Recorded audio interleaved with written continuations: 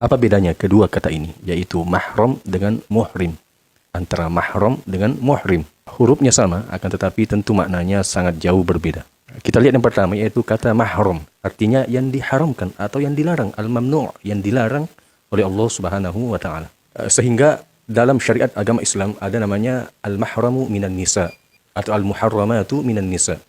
Yaitu perempuan-perempuan yang diharamkan untuk dinikahi oleh seorang laki-laki.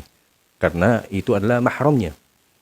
Jadi seorang laki-laki haram menikahi atau dilarang menikahi perempuan-perempuan tersebut. Siapakah mahram daripada laki-laki adalah yang pertama adalah ibunya. Ibunya dan neneknya. Itu adalah mahramnya.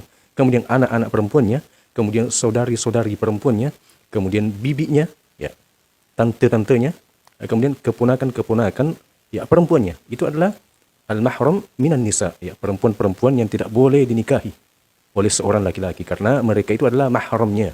Ya, berbeda dengan al-mahram minar rijal, laki-laki yang tidak boleh dinikahi atau diharamkan untuk dinikahi oleh seorang perempuan, ya, mulai dari bapak dan kakek, ya, bapaknya, kakeknya tidak boleh dinikahi.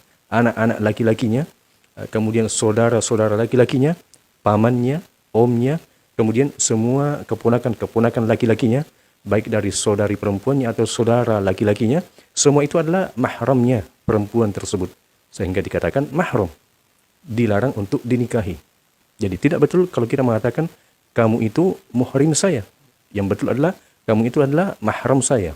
Jadi mahram itu diharamkan karena faktor kekerabatan, faktor saudara, senasab, ataukah faktor-faktor yang lainnya. Itu dibahas secara mendalam di ilmu fikih.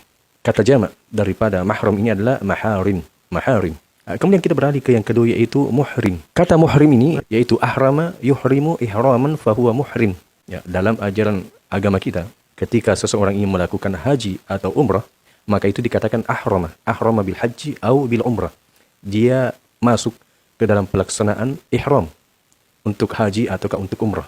Orang yang melakukan ihram disebut muhrim. Jadi muhrim itu adalah orang yang berihram. Yang tadinya banyak hal yang halal saja dilakukan, setelah berihram maka tiba-tiba menjadi haram. Maka tiba-tiba dilarang untuk dilakukan ketika seseorang sudah berihram untuk haji atau ke umrah. Misalnya mencukur rambut, memotong kuku, memakai penutup kepala bagi laki-laki, memakai pakaian berjahit bagi laki-laki, atau hubungan suami istri, menikah, ataukah berburu hewan di tanah haram. Maka semua itu merupakan pelanggaran-pelanggaran yang tidak boleh dilakukan ketika seseorang sudah berihram.